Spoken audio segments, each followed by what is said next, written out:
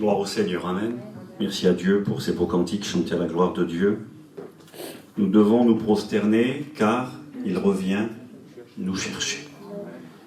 Le Christ a dit, je m'en vais vous préparer une place. Et lorsque je m'en serai allé, que je vous aurai préparé cette place, alors je reviendrai. Et je vous prendrai avec moi, afin que là où je suis, vous y soyez aussi. Que votre cœur ne se trouble pas, que votre cœur ne s'alarme pas. Jésus va revenir, c'est une certitude, nous l'attendons. Nous ne sommes pas des rêveurs, nous croyons dans la Bible. La Bible est la vérité. Nous n'avons pas la prétention, nous, d'être la vérité, ou d'avoir, nous, la vérité. Mais nous croyons que la Bible est la vérité. Il est écrit, Jésus lui-même a dit dans l'évangile de Jean, chapitre 17 et verset 17, « Ta parole est la vérité. » Et Jésus lui-même est lui la vérité. Jean 14, verset 6, Jésus a dit, « Je suis le chemin, je suis la vérité, je suis la vie. » Donc la vérité, c'est une personne et c'est aussi un livre. La vérité, c'est Jésus. La vérité, c'est la parole de Dieu, la Bible. Vous savez, beaucoup ont méprisé la Bible, ont voulu la tourner en ridicule, en dérision, ont voulu la détruire. Certains ont dit que la Bible était comme une enclume. Plus on tape dessus, plus elle est solide. On a voulu l'effacer de la terre. Elle est aujourd'hui le livre le plus répandu, le plus lu, le plus multiplié. Pendant les confinements qu'il y a eu récemment, suite à l'épidémie de Covid, ils ont encore augmenté les publications de Bible. Les gens se posaient des questions, avaient peur, voulaient des réponses, et cherchaient des réponses où ils pouvaient. Et certains ont eu la bonne idée de dire, je vais lire la Bible. Bien, la Bible donne des réponses ce matin. Je bénis Dieu par rapport à tout ce qui arrive aujourd'hui dans le monde, même si parfois ce sont des sujets de tristesse. Mais je bénis Dieu parce que lorsque j'examine le monde qui m'entoure, eh bien je réalise combien la Bible est précise et combien elle est digne d'être entièrement reçue. La parole de Dieu, c'est Paul qui dira, est une parole digne d'être entièrement reçue. J'aimerais vous parler un peu ce matin de l'actualité, de ce qui se passe aujourd'hui. C'est ce que je fais fréquemment lorsque je vais faire des missions à l'extérieur. Et puis je ne le fais pas forcément souvent ici chez nous à l'église. Et donc ce matin, j'aimerais vous parler un tout petit peu de ce qui se passe en Turquie, en Ukraine, sans faire de politique, et surtout voir par rapport à la parole de Dieu. Beaucoup m'ont téléphoné, envoyé des messages. Qu'est-ce que tu en penses ? Qu'est-ce qu'il en est ? Est-ce que la Bible parle de ce qui arrive aujourd'hui ? La Bible ne mentionne pas directement une guerre entre l'Ukraine et puis la Russie aujourd'hui. Une guerre qui fait peur et qui menace la stabilité mondiale et qui pourrait provoquer une guerre mondiale. C'est la raison pour laquelle les gens ont si peur. Danone rappelait vendredi la proximité qu'il y a entre ici et puis le conflit. Peut-être que certains voient ça tellement loin, se disent bon ben c'est triste pour ce qui arrive à ces pauvres gens. On a tous vu aux informations des gens qui se sauvent en masse, qui migrent, qui fuient la guerre, qui ont peur. On écoute parler des gens qui sont tués, on a vu des vidéos avec des missiles plantés dans le sol, dans une cour de récréation d'école, des immeubles qui ont explosé, des gens sont morts, ça fait peur. Mais quelque part, pour nous, c'est loin.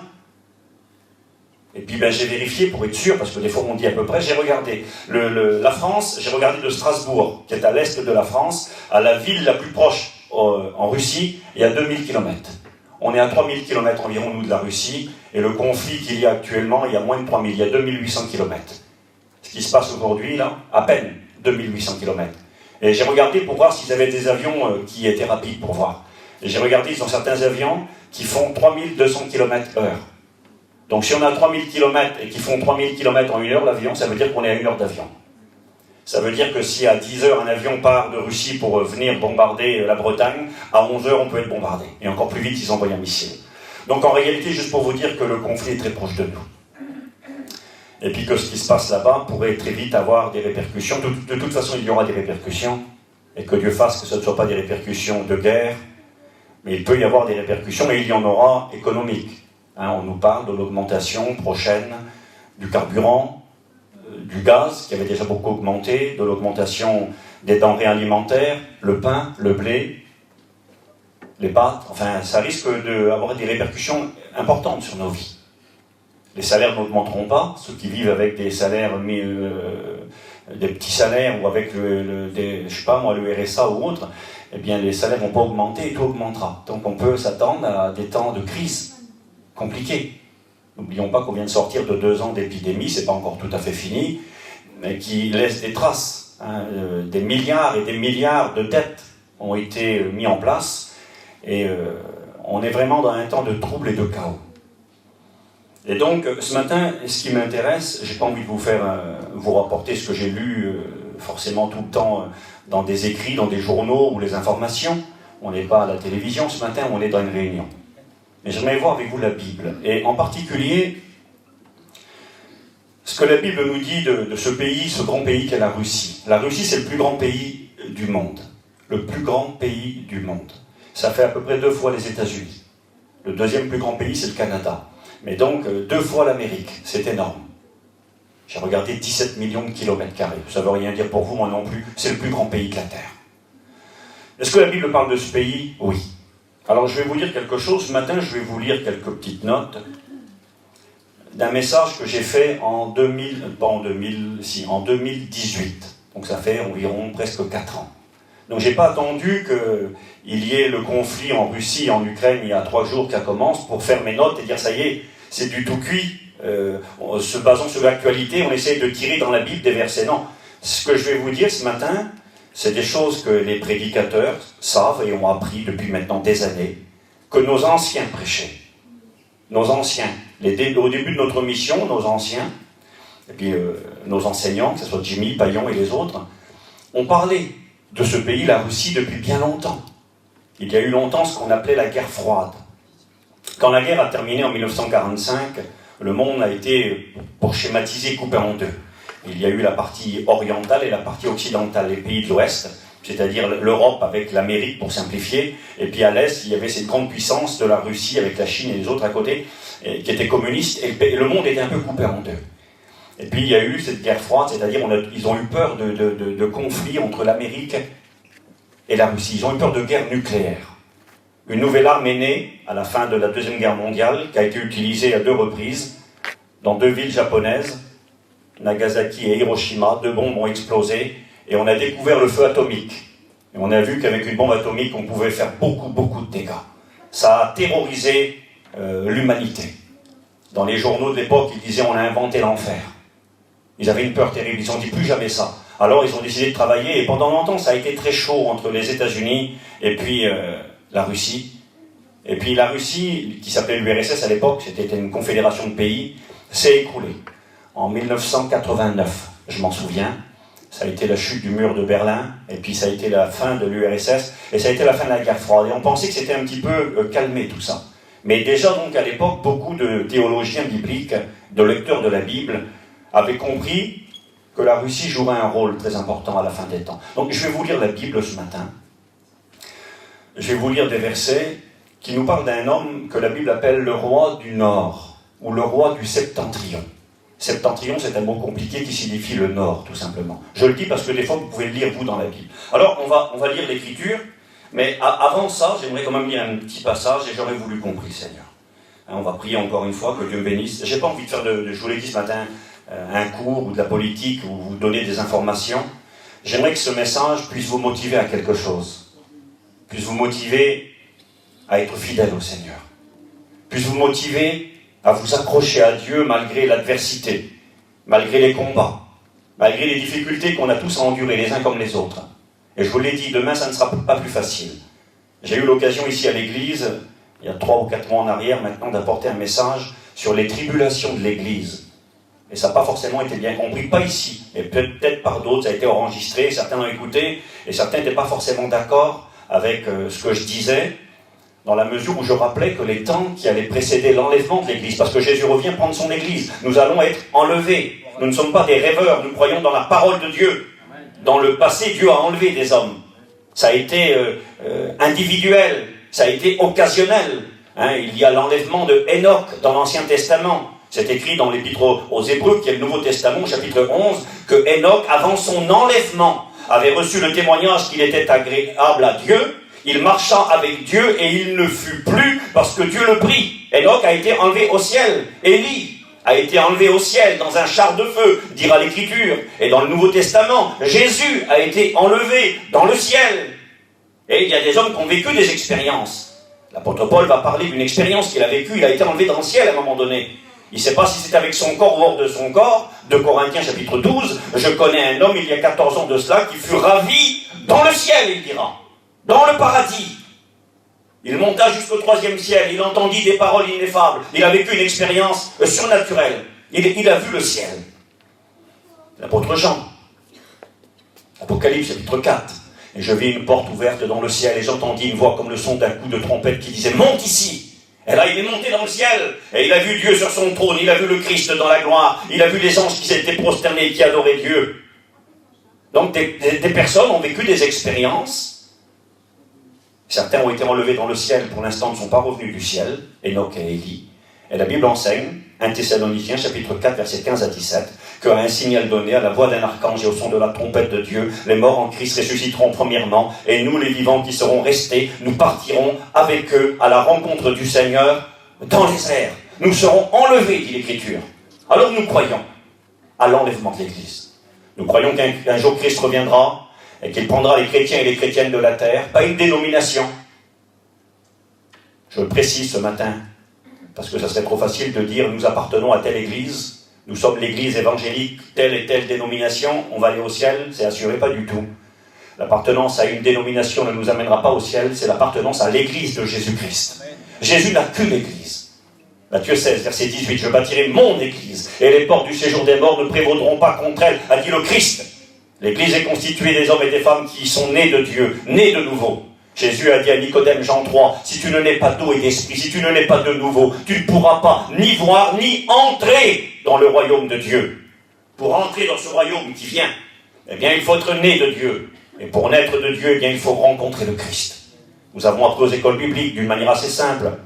Pour naître de nouveau, il faut la foi, il faut croire. Et pour croire, il faut écouter la Bible. Romains 10, verset 17, la foi vient de ce qu'on entend. Et ce qu'on entend vient de la parole de Dieu. Pas croire la croyance des religions, la croyance de ce qui sort du cerveau humain, mais croire dans ce que dit la Bible, la parole de Dieu, la vérité. La foi vient de ce qu'on entend, et ce qu'on entend vient de la parole de Dieu. Et c'est pour ça qu'il y a des chrétiens et des chrétiennes qui témoignent, qui parlent de Jésus, qui distribuent des tracts, des Bibles. C'est pourquoi il y a des prédicateurs qui prêchent l'évangile. Parce que Paul dira aux Corinthiens, si personne ne prêche, comment croiront-ils? Il faut des prédicateurs. Et Dieu appelle des hommes au ministère pour annoncer la sainte parole de Dieu, pour que la foi soit créée dans les cœurs. Il faut la foi. Il faut la repentance. Se repentir de ses péchés. Pour naître de nouveau, pour recevoir un corps nouveau, pour devenir un chrétien, pour être sauvé. L'Église est constituée d'hommes et de femmes qui sont sauvés. C'est marqué dans Acte 2, verset 30, 37 ou 47, c'est pas très grave. Il est écrit que le Seigneur ajoutait chaque jour à l'Église ceux qui étaient sauvés. L'Église est constituée des sauvés, il faut croire, oui, se repentir. Ça c'est Acte 2, 37, exactement. C'est lorsque Pierre prêchera la parole de Dieu à Pentecôte, et il est écrit que des hommes et des femmes qui étaient là vont poser la question aux apôtres. Ils vont dire, mais que faut-il, frère? Que faut-il faire, frère? Pour être sauvé, qu'est-ce qu'il faut faire? Et Pierre de répondre, repentez-vous. Il est écrit sur le cœur vivement touché par la parole de Dieu. La foi a été créée en eux. Que faut-il faire? Repentez-vous. Et que chacun de vous soit baptisé à cause du pardon des péchés, et vous recevrez le Saint-Esprit. Repentez-vous. Paul dira, j'ai prêché la foi et la repentance et la conversion à Christ. C'est marqué, Pierre dira, repentez-vous et convertissez-vous pour que vos péchés soient effacés. Donc je ne veux pas m'arrêter là-dessus, parce que ça me prendrait trop de temps ce matin. Mais pour être sauvé, il faut croire, il faut se repentir de ses péchés. Et il faut se convertir. Se convertir, ça veut dire changer de direction. On a appris aux études le mot grec, épistrophé, strépho, changer de direction, j'allais dans tel sens, maintenant je vais dans tel sens. Avant, c'est moi qui conduisais ma vie. Je marchais selon les désirs de mon cœur et le regard de mes yeux, selon mes propres convoitises. C'est moi qui dirigeais mes pas. Et malheureusement, il est écrit que telle voie semble droite à un homme, mais son issue, c'est la mort. On ne peut pas construire nos vies, on ne connaît pas la route. Jésus est le chemin. Il faut le suivre à lui. Il faut marcher selon ses idées. Celui qui m'aime, il gardera ma parole. Si quelqu'un veut être mon disciple, qu'il prenne sa croix et qu'il marche derrière moi, dit le Christ. Alors oui, pour être sauvé, il faut à un moment donné dire, Seigneur, je crois dans ta parole. Je suis coupable, je suis un pécheur. Mon péché me sépare de toi. Et je te demande pardon. Je crois que tu es mort sur la croix de Golgotha. Je crois que ton sang précieux a coulé pour me laver de mes péchés et que tu es ressuscité pour me justifier. Je crois en toi. Et je m'engage à te suivre maintenant. Et quand on expérimente cela, ça peut se faire en 3 secondes. Pour l'expliquer, on peut parler pendant des heures. Mais en 3 secondes, dans une réunion, j'écoute. J'ai pas tout compris. Je crois. Le Saint-Esprit me convainc de péché, de justice, de jugement. Je me repens. Seigneur, pardon. Je te donne ma vie. Prends-la, ma misère, ma honte, mon péché, ma saleté, ma souillure. Je te donne ce que je suis. Prends-moi. Et puis là, on sent que le Saint-Esprit agit en nous. On sent que Jésus nous lave. On devient la demeure de Dieu. Jésus, Dieu le Père et le Saint-Esprit viennent habiter en nous. Jésus a dit, moi et mon Père, nous viendrons et nous ferons notre demeure chez lui. Paul dira, ne savez-vous pas que vous êtes le temple du Saint-Esprit, que l'Esprit de Dieu habite en vous?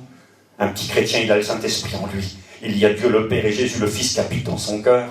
On est devenu l'habitation de Dieu. Nous sommes nés de Dieu. Quel programme? Et alors, nous sommes membres de l'Église. Et si on est membre de l'Église, on a pris billet pour le ciel. Faut-il le garder? Parce que si on peut naître de nouveau, malheureusement, et ça sera encore un autre message, on peut mourir spirituellement. L'apôtre Paul dira dans 1 Corinthiens chapitre 15, verset 1er. Je ne cite pas les versets pour montrer que je connais 3 versets, mais pour vous montrer que ce que je vous dis, c'est marqué dans la Bible.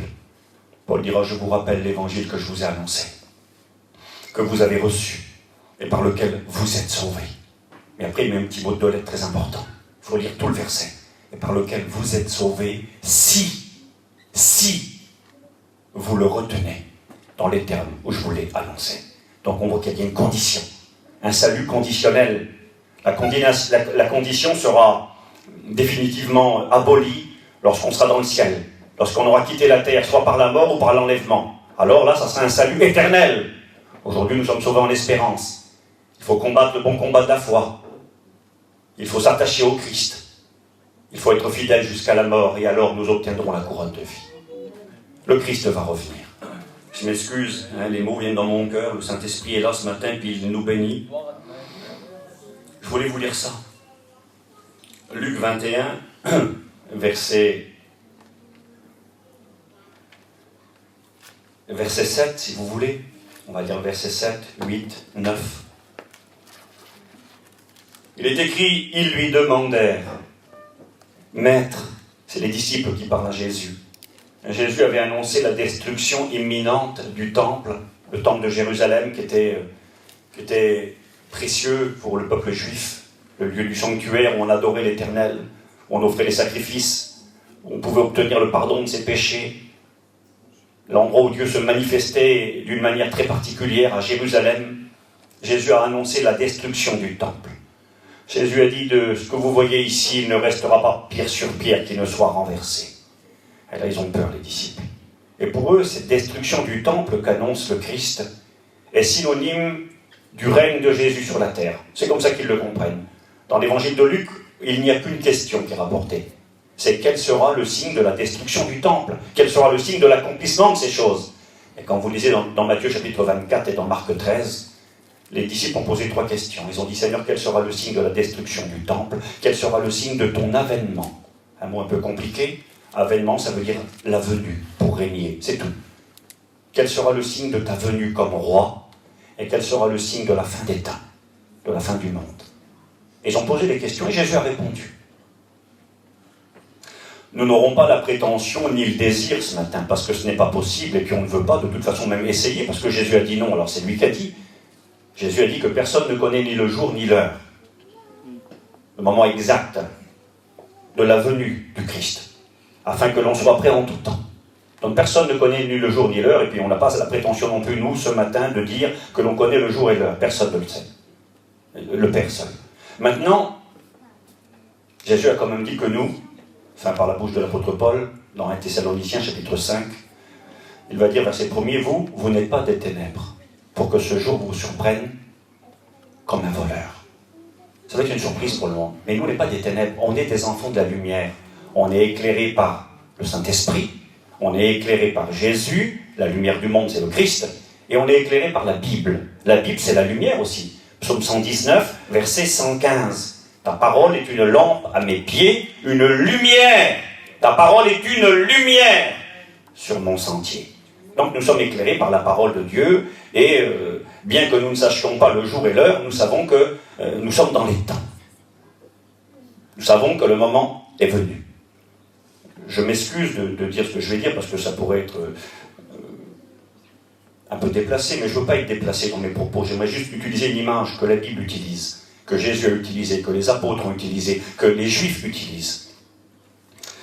Quand il est question de la venue du Seigneur Jésus, les apôtres, et Jésus lui-même, d'ailleurs on peut le lire, on va peut-être le lire dans un instant, comparent la venue du Christ à une naissance, à une maman qui met au monde un enfant.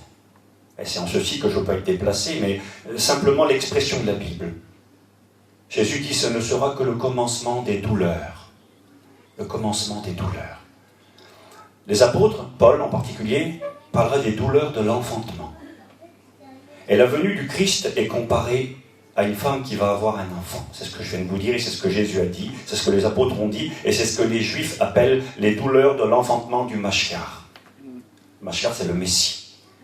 Ils disent que ce sera semblable à une naissance d'un bébé. Eh bien, vous savez quand un bébé va naître, on ne connaît pas le jour et l'heure exacte. On sait que c'est environ 9 mois. Environ 9 mois. Maintenant, c'est 8 mois certains. D'autres, c'est 7 mois. D'autres, c'est 8 mois et demi. Mais néanmoins, quand 7 mois, 8 mois sont arrivés, on sait que l'échéance approche. Ça ne sera pas dans 10 ans. On sait que c'est proche.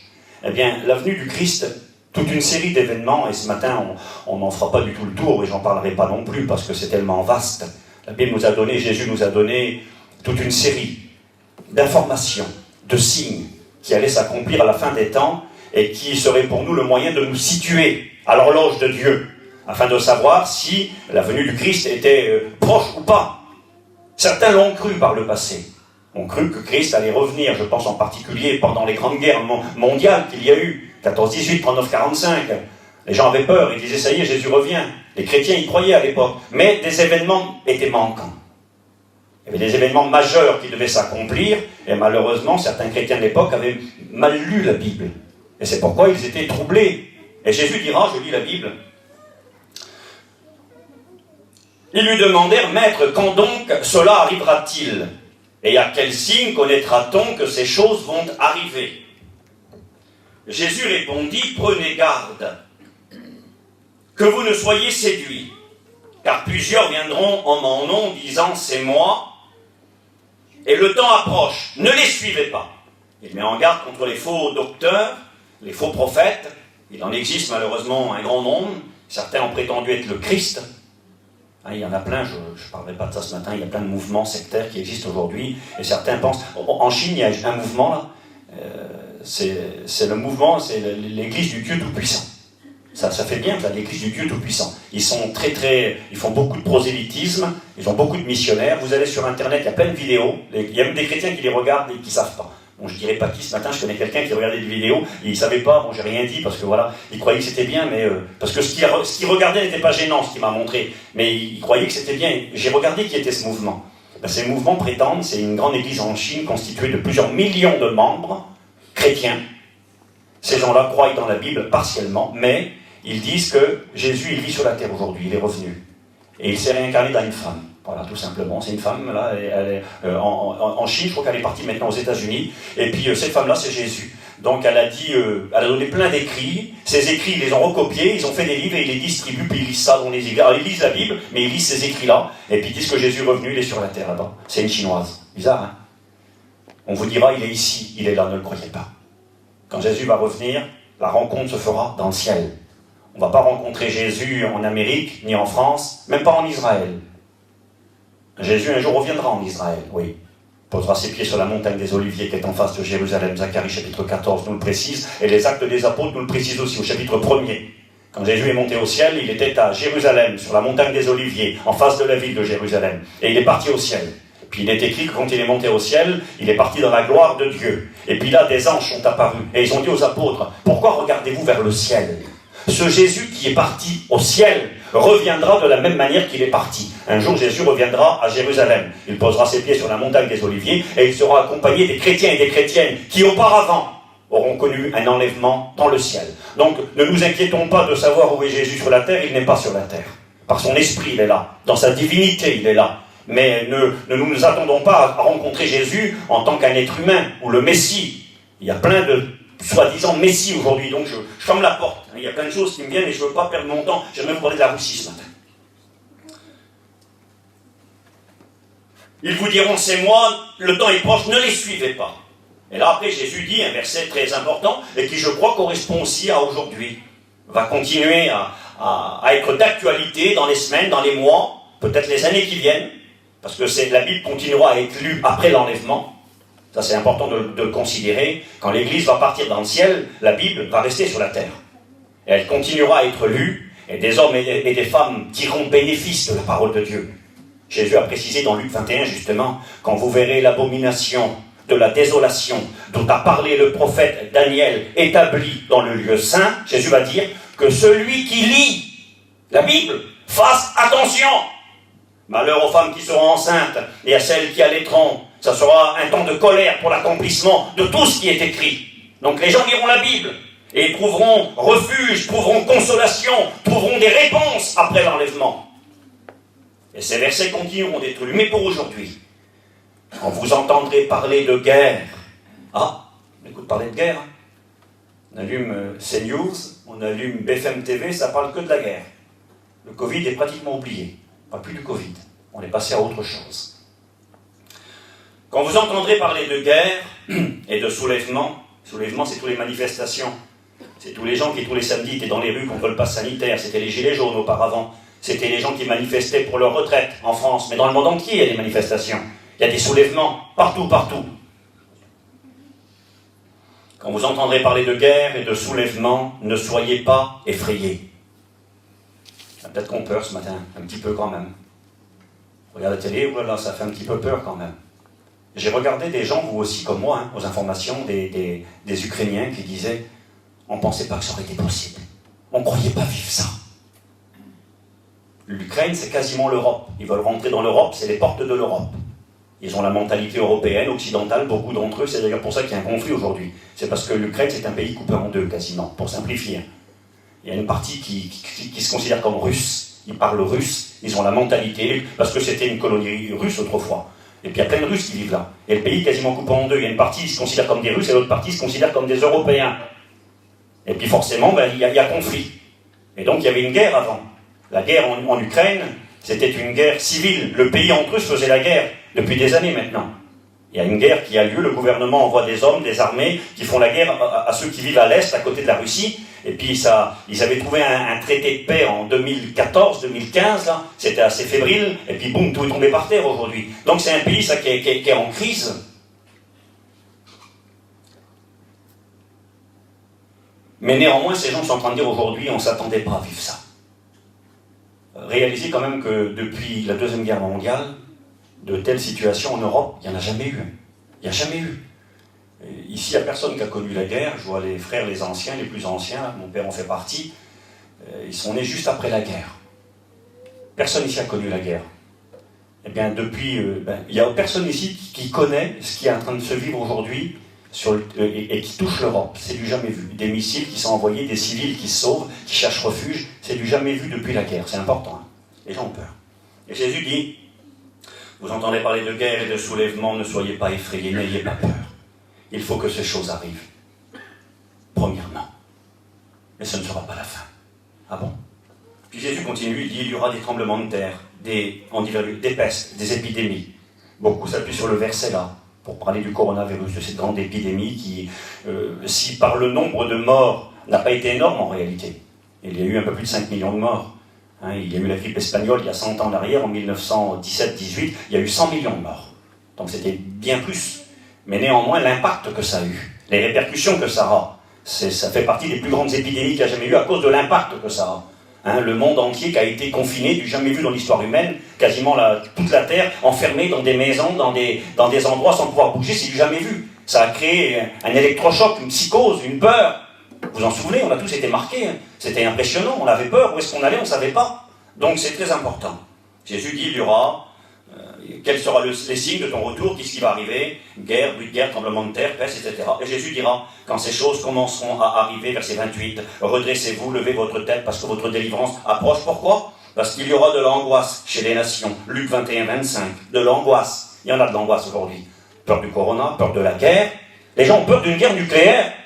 Pourquoi les gens ne vont pas là-bas? Pourquoi les armées de, je sais pas moi, l'OTAN, les armées de l'OTAN? L'OTAN, c'est une armée qui est constituée de troupes américaines et de troupes européennes. Pourquoi des soldats européens, des Français, des Anglais, des Espagnols, avec les Américains, pourquoi qu'ils ne montent pas une armée puis qu'ils ne vont pas faire partir les soldats russes de l'Ukraine? Il n'y a pas beaucoup de soldats là-bas aujourd'hui. Hein. Poutine n'a pas amené toute l'armée russe. Je regardais encore hier les informations, il y a à peu près 200 000 soldats. 200 000. Ils sont 43 millions les Ukrainiens. Il y a 200 000 soldats. C'est pas beaucoup. C'est d'ailleurs pour ça que ça résiste. Ils pensaient que tout allait tomber très vite, mais les gens ils résistent. Ils ont donné des armes à tous les hommes valides de plus de 18 ans à 60 ans. Les soldats et les pas soldats ont tous des armes et ils sont en train de tenir tête à l'armée russe. Mais s'il veut, Poutine, il appuie sur un bouton et l'Ukraine disparaît. Il n'y a pas simplement que l'Ukraine. S'il appuie sur un bouton, c'est une guerre mondiale nucléaire. Et c'est pour ça que personne n'ose intervenir.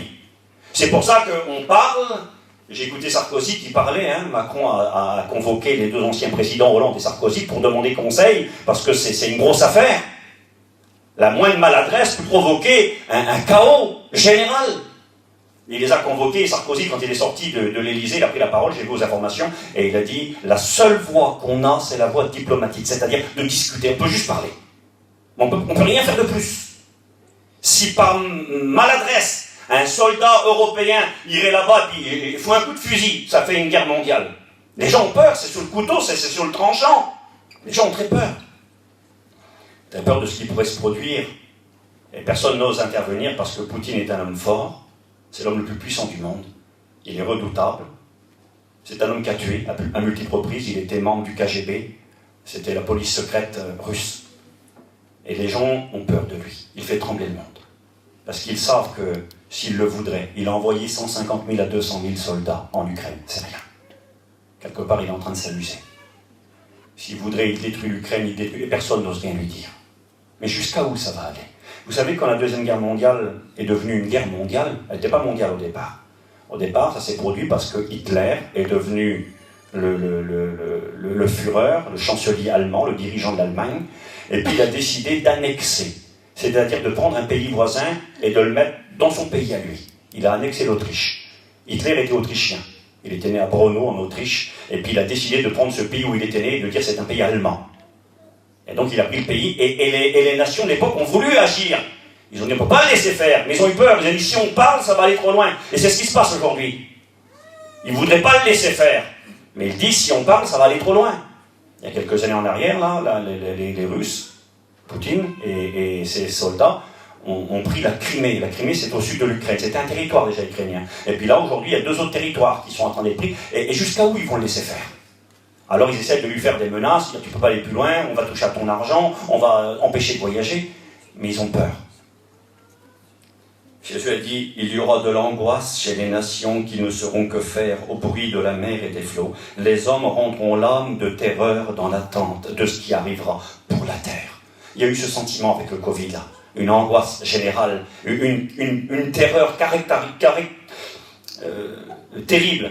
J'utilise des mots peut-être trop français, une terreur terrible et qui saisissait le monde et qui encore existe aujourd'hui. Beaucoup ont peur et voire très peur. Certains ont des raisons d'avoir peur, il y a eu des malades, des décès, j'en suis conscient. Mais aujourd'hui, avec cette guerre, ce sentiment, il perdure, une angoisse générale. Les hommes rendront l'âme de terreur dans l'attente de ce qui arrivera pour la terre, car les puissances des cieux seront ébranlées. Alors on verra le Fils de l'homme venir, sur une nuée, avec puissance et gloire. Quand ces choses commenceront à arriver, levez votre tête, parce que votre délivrance est proche. Il n'a pas dit quand tout sera fini. Quand les guerres auront éclaté de partout, que tout sera à feu et à sang. Alors non, il a dit, quand ces choses commenceront. Ce n'est que le commencement des douleurs. L'Église est destinée à voir le commencement, mais elle n'est pas destinée à voir la fin. La fin sera terrible. Ça va aller en grandissant. Et je vous disais, on reprochait ce message prêché ici, il y a de cela quelques mois en arrière, les tribulations de l'Église. Parce que quelques-uns pensent que, et disaient déjà, vous inquiétez pas, l'histoire du Covid, c'est l'histoire de quelques mois, ça va vite se régler, se terminer, et ensuite tout va redevenir comme avant. On va reprendre notre petite vie, tranquille, plus ou moins, nos petites affaires, nos constructions, on va continuer à acheter, à vendre, à bâtir, à construire, à marier nos enfants, à faire des projets à long terme. Beaucoup croient à cela. Bien, la Bible déclare que quand le Christ reviendra, que ce sera des temps très difficiles. 2 Timothée chapitre 3, verset 1er. Sache que dans les derniers jours viendront des temps difficiles. Pas besoin d'aller plus loin, c'est marqué. L'Église va connaître et connaît déjà une grande persécution. Le groupe le plus persécuté au monde, n'oubliez jamais que les personnes les plus persécutées dans le monde, ce sont les chrétiens. Ils sont livrés sur l'autel et personne ne dit rien. On ferme les yeux. Dans les pays en majorité où l'islam radical dirige, eh bien les chrétiens sont persécutés, chassés, bannis. Payent un lourd tribut. Des milliers, des dizaines de milliers de chrétiens chaque année, hommes, femmes et enfants, sont exterminés, brûlés, torturés, emprisonnés à cause de leur foi. Que Dieu soit glorifié. Je m'excuse, vous voyez, il y a plein de choses qui viennent dans mon cœur. Je vous ai dit qu'on allait prier, c'est pas grave. Je vous ai dit plein de choses par l'esprit, je vais continuer, mais je veux qu'on prie quand même un instant. Sonny, tu pries pour moi? Tu pries pour nous? Sois béni ce matin, Seigneur.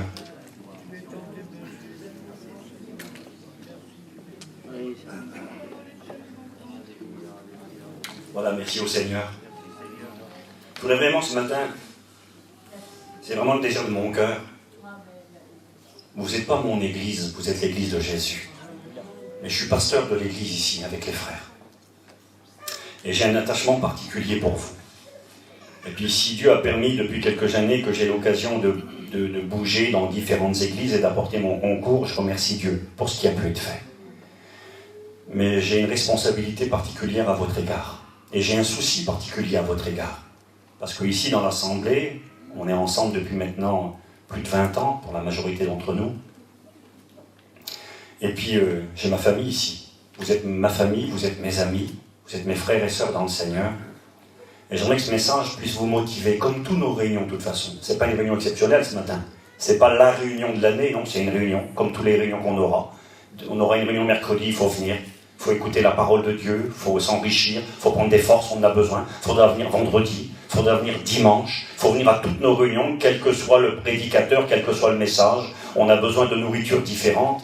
Mais j'aimerais vraiment ce matin apporter mon petit concours aussi, moi, et puis vous motiver à être fidèle, vous donner envie d'aimer Jésus, vous donner envie de dire, Seigneur, ta parole, elle est vraie. Seigneur, quelle assurance, quelle sécurité. Je vois des fois les gens du monde, les hommes du monde disent certaines choses. Hein. Je crois que je n'ai pas parlé ici sur le livre de Philippe de Villiers, Le jour d'après. Il a écrit un livre, lui, par rapport à ce qui va arriver suite aux décisions prises avec le Covid et tout ça. Et il a dit, il a écrit un livre, Le jour d'après, ce que je ne savais pas et vous non plus. Il ne savait pas, lui. Tu n'es pas au courant. Puis il explique les menaces.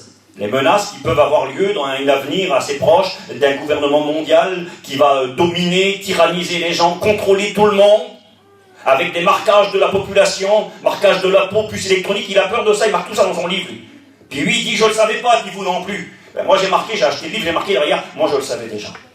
Pas parce que je m'appelle Steve, mais parce que je suis un chrétien, parce que j'ai la Bible qui m'éclaire. Ce que lui voit se profiler à l'horizon arriver, il dit, elle vient sur nous. Nous avons vu la destruction d'un monde en 30 ans, dit-il. Il dit, nous allons vivre les tribulations de l'Apocalypse. Regarde les mots qu'il utilise, terrible. Je ne le savais pas, il voit ça devant lui. Et puis là, il s'est réengagé en politique. Le monsieur, c'est pas rigolo. Il était ministre français, député européen. Aujourd'hui, il s'est engagé avec Zemmour dans l'élection présidentielle. Donc je lui donne pas tort ou raison, je lui fais pas moi sa promotion à ce monsieur-là, mais je vois qu'il y a des hommes politiques en fonction, intelligents, qui ont du savoir et qui disent on va vivre les tribulations de l'Apocalypse, c'est un chaos qui vient devant nous. Il dit à grande vitesse, elle vient et dit nous allons assister à l'avènement, il parle d'un avènement, d'un système, d'un monde qui lui fait peur. Il dit je le savais pas. Puis je bénis Dieu moi parce que nous les petits chrétiens évangéliques de la mission, on n'est pas des savants, c'est pas vrai, on ne connaît pas grand-chose, mais nous aimons Dieu et nous avons la Bible. Et ce qu'eux ne savent pas, nous on le sait depuis des années. On annonce ces choses, on avertit que ces choses vont arriver. Certains se moquaient de nous, d'autres riaient. Aujourd'hui, c'est les politiciens qui en parlent, et c'est en train de se mettre en place devant nos yeux. Jésus revient.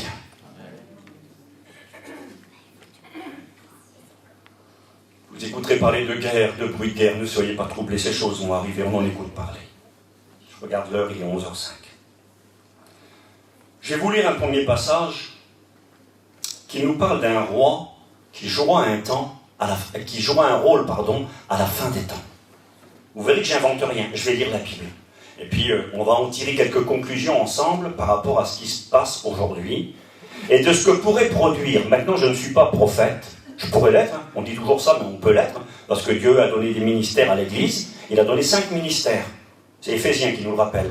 Pasteur, docteur, évangéliste, jusqu'à là on est d'accord, pasteur, docteur, évangéliste, apôtre et prophète. Donc ça existe. On connaît des frères, moi je vois, quand je les vois exercer leur ministère, comment Dieu se sert d'eux, je vois qu'il y a un ministère de prophète. Ils ont une sensibilité, une communion avec le Saint-Esprit qui fait que, eh bien, plus que les autres prédicateurs, parce que tous les pasteurs peuvent avoir des révélations, peuvent avoir par le Saint-Esprit des paroles de connaissance, des paroles de sagesse. Parole de connaissance, c'est je sais rien, on m'a rien dit, mais le Saint-Esprit me pousse à dire quelque chose et je suis en train de mettre en lumière la situation d'une personne dans l'Église, avec précision, avec des détails, que les gens disent comment qu'il a fait pour savoir, personne ne le savait. Parole de connaissance. Nous croyons aux dons spirituels, aux 9 dons spirituels. Nous croyons aux 5 ministères. Il y a des prophètes, ça existe. C'est pas parce que tu es prophète que tu as des ailes et que tu voles. Tu voles pas, tu es un humain. Puis tu as reçu un ministère par la grâce de Dieu. Tu mérites rien, mais Dieu t'a qualifié. Il y en a. Il y a des apôtres.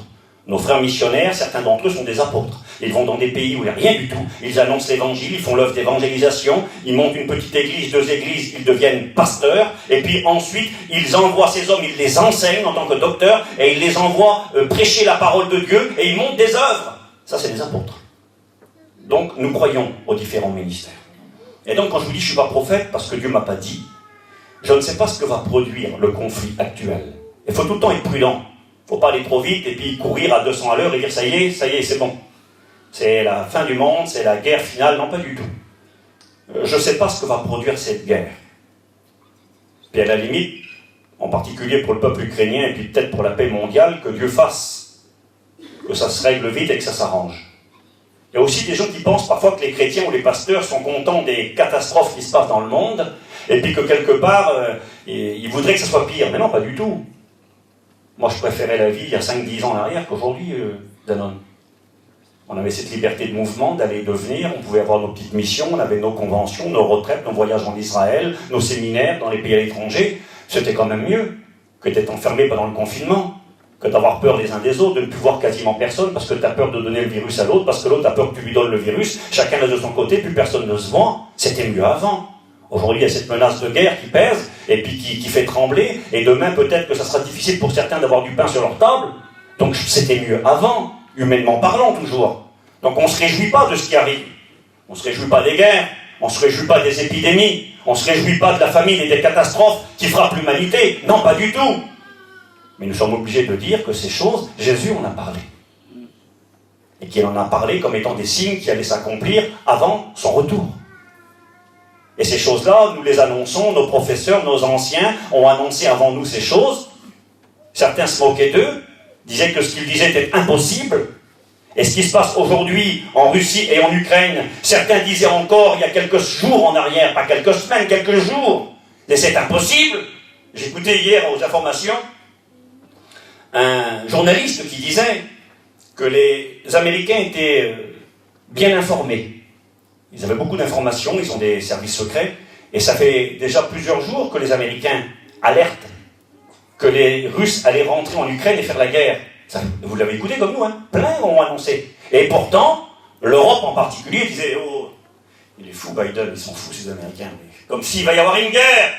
Il sait très bien, Poutine, que s'il rentre, personne ne sera d'accord. Il y aura des sanctions, il y aura des conséquences terribles. Jamais ça aura lieu. J'écoutais hier le monsieur des journalistes. Il dit, on ne croyait pas trop les Américains.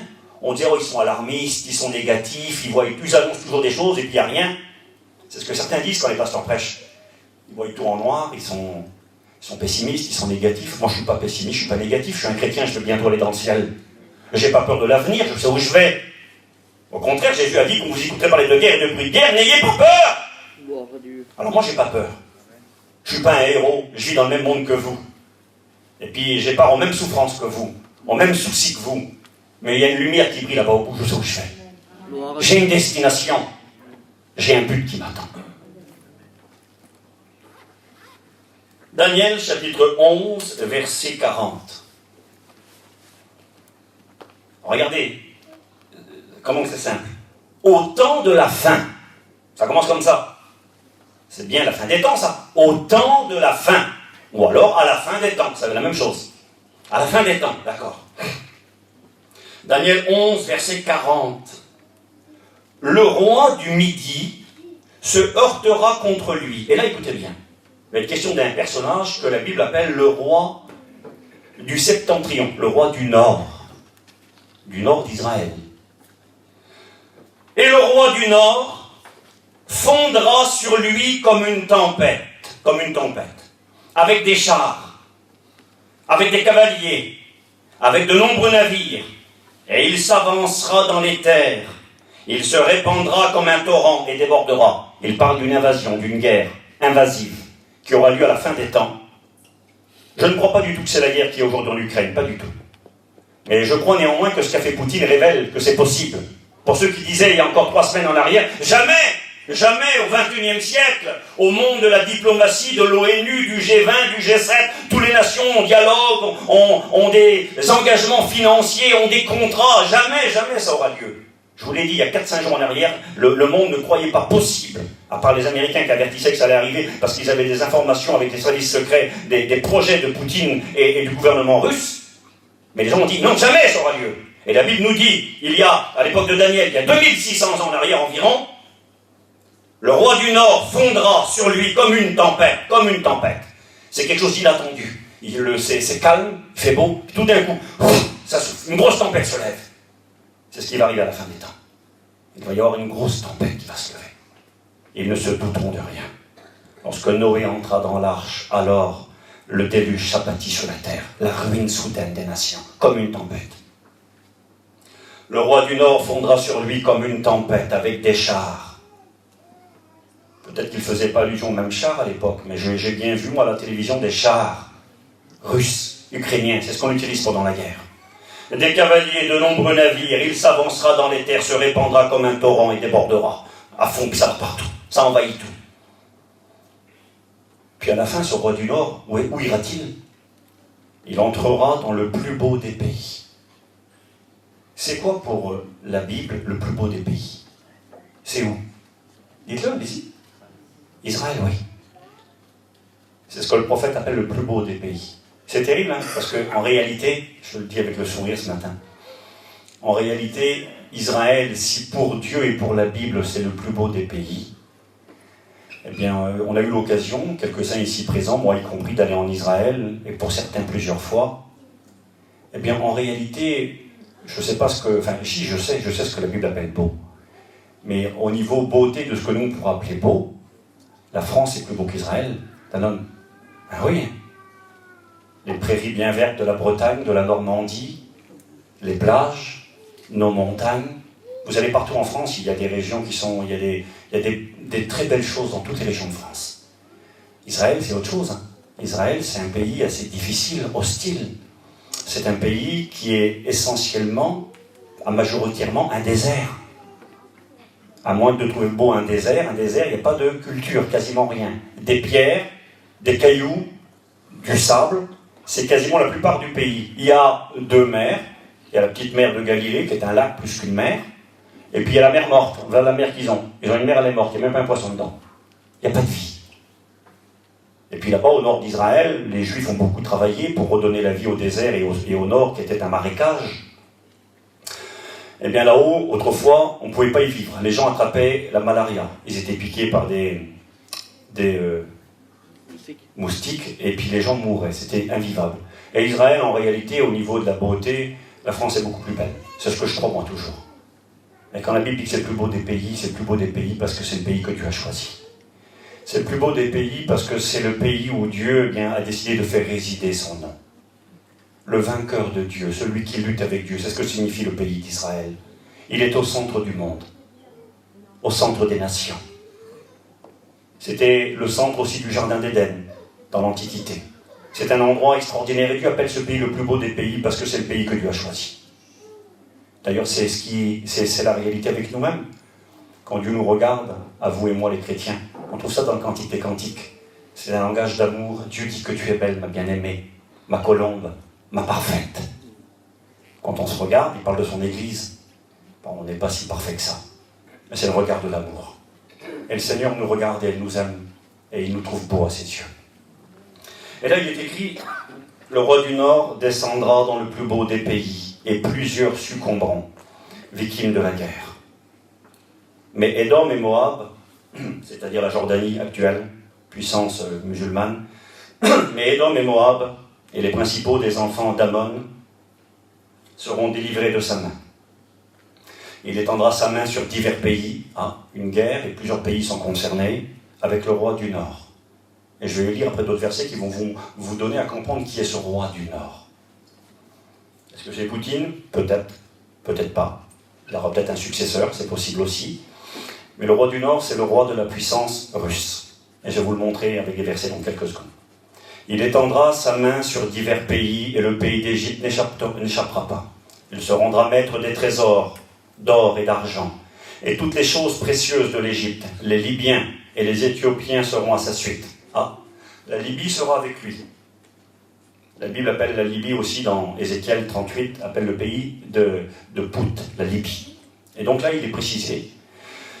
L'Égypte, la Libye et les Éthiopiens seront à sa suite. Je m'excuse, je ne veux pas faire de conflit de religion, mais les pays qui sont cités là, ce sont des puissances musulmanes qui vont s'unir au roi du Nord à la fin des temps.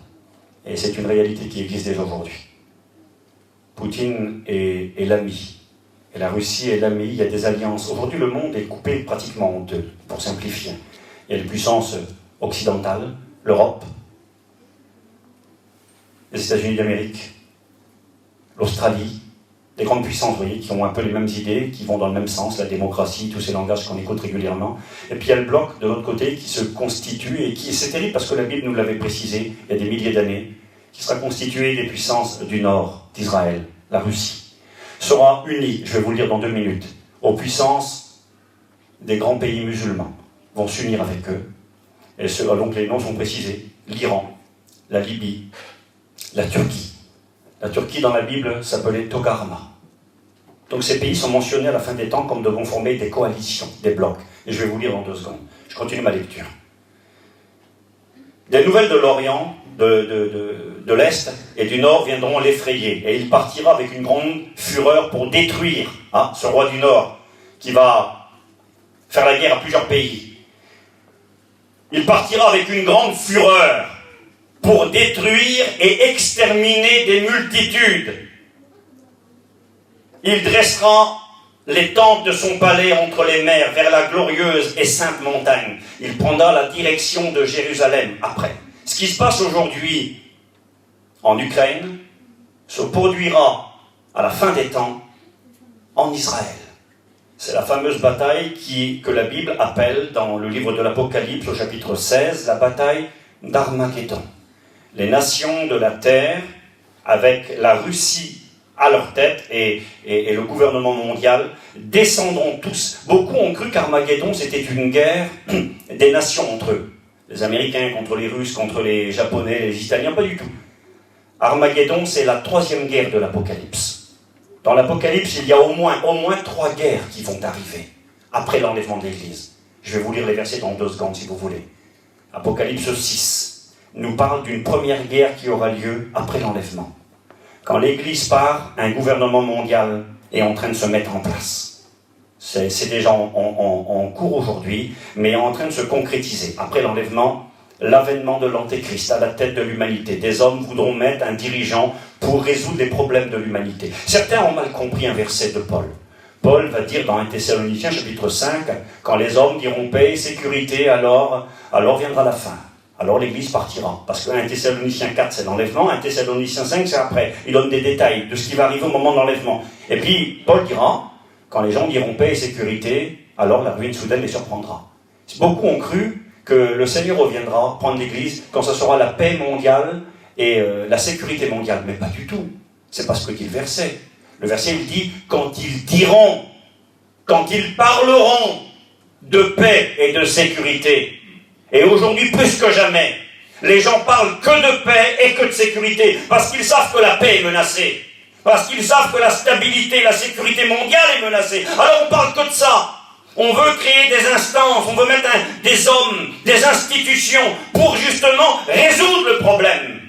On veut la paix, on veut la stabilité et la sécurité. Et on cherche des solutions. Un homme du gouvernement à Bruxelles, là-bas, européen, a dit cette parole il y a bien des années maintenant. Il a dit, nous voulons un homme qui vienne et qu'il nous sorte de ce marasme, c'est-à-dire cet endroit où on est en train de s'enfoncer, qu'il nous sorte de ce marasme dans lequel nous nous trouvons, que ce soit un Dieu ou un diable, nous l'accepterons. Le monde est prêt, désire, veut des hommes de travail. J'ai étudié, j'ai lu des livres, le Collégium international, il a été fait par Michel Rocard, et puis des hommes importants ont travaillé ensemble avec des dirigeants du monde, des gens qui ont été présidents, ministres des grands pays. Ils se sont rassemblés, ils ont envoyé une lettre à l'ONU, et ils ont demandé à ce que soit mis en place le plus tôt possible un gouvernement mondial efficace, à cause de tout ce qui se produit. Et le livre, je l'ai lu il y a quelques années, j'avais annoncé par rapport à ce livre la vision de ces hommes politiques qui disaient, à cause des pandémies, il parlait de pandémie dans le livre là, il y a 5, 6 ans, 8 ans, 9 ans en arrière. Il dit à cause des pandémies. Il y a eu l'Ebola, il y a eu la grippe aviaire, la grippe porcine, on oublie vite, il y a eu tout ça, là, les gens avaient peur. On a voulu vacciner toute la France, il y a quelques années en arrière. Là. Il y a, je sais plus moi, 6, 7 ans, 8 ans, on a voulu vacciner toute la France. Et c'est tombé à l'eau, on oublie, on a mauvaise mémoire, j'allais dire on a Alzheimer, on oublie ce qui se passe très vite. Il y a eu des épidémies, dans le livre ils disent à cause des pandémies, à cause des menaces terroristes, à cause des risques de guerre, à cause du manque d'eau, à cause du manque de nourriture. On est 8 milliards d'humains quasiment aujourd'hui sur la Terre. À cause de tout cela, il faut mettre en place un gouvernement mondial, avec une police mondiale, avec un tribunal mondial. Il faut mettre ça au plus vite. Et les gens sont réticents, et parmi les réticents, il y a la Russie. La Russie dit non, ça ne marche pas. Nous, on ne s'engage pas dans ce processus. Il y a la Chine qui dit non, nous on est autonomes, on n'a pas besoin de vous. Ça ne marche pas. Mais c'est ce que veut mettre en place les États-Unis, l'Europe et tous ces pays-là. Ils veulent mettre en place un gouvernement mondial. C'est ce qui va arriver après l'enlèvement de l'Église. Et le deuxième fléau, je peux vous le dire tout de suite, je reprends de ma lecture juste après. C'est marqué comme ça, regardez, les 3 guerres de l'Apocalypse. Apocalypse 6, verset 3. Quand il ouvrit le second sceau, j'entendis le second être vivant qui disait « Viens ». Il sortit et un autre cheval, roux. Celui qui le montait reçut le pouvoir d'enlever, écoutez bien, d'enlever la paix de la terre, afin que les hommes s'égorgent les uns les autres, et une grande épée lui fut donnée. La paix va être enlevée de la terre, et une grande épée va être donnée pour que les gens s'entretuent les uns les autres. Une guerre mondiale. 3e guerre mondiale. Apocalypse 6, verset 4. C'est marqué, enlever la paix de la terre entière et les hommes vont s'égorger. 2e guerre dans l'Apocalypse. Je ne m'arrête pas, je fais une lecture. Apocalypse 9, verset 13. Le 6e ange sonna de la trompette et j'entendis une voix venant des 4 cornes de l'autel d'or qui est devant Dieu. Et qui disait au 6e ange qui avait la trompette, écoutez bien, délie les 4 anges qui sont liés sur le grand fleuve l'Euphrate. L'Euphrate, c'est ce fleuve-là qui part de l'Arménie, la Turquie. Et là, il parle qu'il va y avoir un conflit dans cette région du monde. Arménie, Turquie, Irak au nord, Iran au sud et la Syrie. Donc ces pays-là qui sont au nord d'Israël. Turquie, Irak, Iran, Syrie. Il va y avoir un conflit dans cette région. Et n'oubliez pas que ça chauffe dans cette région depuis des années. La guerre en Syrie, on n'en parle plus. Il y a eu des milliers et des milliers de morts. C'est là-bas que se trouvait l'État islamique. Et il y a encore des membres de l'État islamique qui sont là-bas. Là-bas, les chrétiens ont été massacrés. On a crucifié des enfants chrétiens à cause de leurs parents. Donc c'est un pays où c'est très, très tendu. L'Irak a connu la guerre avec Saddam Hussein, on a tous écouté parler. La Syrie, ça chauffe, l'Iran, elle prépare la bombe atomique, là. C'est les jours derniers, ça fait parler de ça. On est en train de faire des réunions avec l'Iran pour leur dire, écoutez, faut vous arrêter maintenant. Il faut que vous arrêtez d'enrichir de l'uranium parce qu'ils veulent faire une bombe pour détruire Israël. Ils ont des missiles en Iran et c'est marqué dessus « Mort à Israël ». Les dirigeants de l'Iran, ce sont des fanatiques musulmans. Il y a deux groupes dans l'islam, il y a les sunnites et les chiites. Et eux, c'est le deuxième groupe. Eux, ils veulent détruire Israël. Et c'est pas grave pour eux qu'il y ait un chaos, que ça provoque une grande guerre, parce que dans leur conception, dans leur foi musulmane intégriste, ils disent que quand il y aura un chaos et quand il y aura la guerre en Israël, alors leur Messie viendra. Ils ont un Messie dans l'islam. Il s'appelle le Mahdi. Le Mahdi. Ils disent le Mahdi chez les sunnites viendra à la fin des temps quand il y aura un chaos en Israël et quand il y aura la guerre. Et ils se préparent à faire la guerre en Israël. Il y a tous ces pays hostiles qui sont là en mouvement aujourd'hui. Il y a 100 ans, ils n'étaient rien, les pays-là. Certains n'existaient même pas. Puis là, la Bible déclare qu'à la fin des temps, deuxième guerre après l'enlèvement, dans les temps de jugement, de colère qui viennent, délient les 4 anges qui sont liés sur le grand fleuve l'Euphrate. Donc cette région-là, qui aujourd'hui est explosive. Et les 4 anges, et puis j'aimerais qu'on me rappelle que la Russie joue un rôle là-dedans. La Russie, c'est l'allié de la Syrie. C'est la raison pour laquelle la Syrie est toujours debout aujourd'hui. C'est la raison pour laquelle Bachar al-Assad, le président syrien, est tout le temps en place. C'est parce qu'il est soutenu par les armées russes. Il y a des armes russes là-bas, il y a des tanks russes, il y a des soldats russes qui sont en Syrie, qui sont dans ces régions dont parle la Bible. C'est marqué, les 4 anges étaient prêts pour l'heure, le jour, le mois, l'année. Il y a un calendrier, Dieu n'est pas en retard. Et c'est ce qu'il fait, ils attendent. Quand ils attendent le feu vert. Ils étaient prêts pour l'heure, le jour, le mois, l'année. Ils furent déliés afin qu'ils tuent, écoutez bien, afin qu'ils tuent le tiers de l'humanité. Le tiers de l'humanité meurt là. Quand il y a la Première Guerre mondiale, Apocalypse 6, je ne vous ai pas tout lu parce que ça serait trop long. Quand il y aura la Première Guerre mondiale, c'est marqué comme ça, regardez.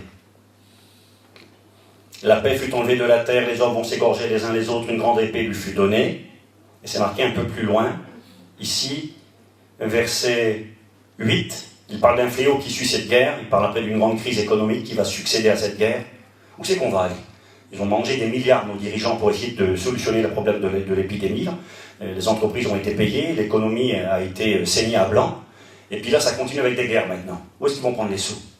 On va au-devant d'un grand chaos économique. La Bible en parle. La Bible déclare qu'il n'y aura plus de manger. Marqué comme ça, regardez. Et j'entendis au milieu des 4 êtres vivants une voix qui disait une mesure de blé, c'est-à-dire quelques grammes de farine, de blé, pour un denier. Il faudra travailler toute une journée pour gagner un tout petit bout de pain.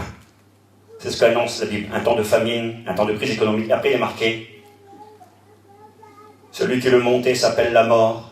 Le séjour des morts l'accompagnait. Le pouvoir leur fut donné sur le quart de la terre pour faire périr les hommes par l'épée, par la famine, par la mort. L'épée, c'est la guerre. Après la guerre, c'est tout le temps comme ça. C'est la famine. Je voyais les petits grandiers hier, là, dans les informations qui disaient ils avaient un petit sac de commission, un petit peu de manger. Donc, comme on leur donnait, ils arrivent là-bas beaucoup en Pologne, on leur donne des petits sacs de manger, des associations humanitaires.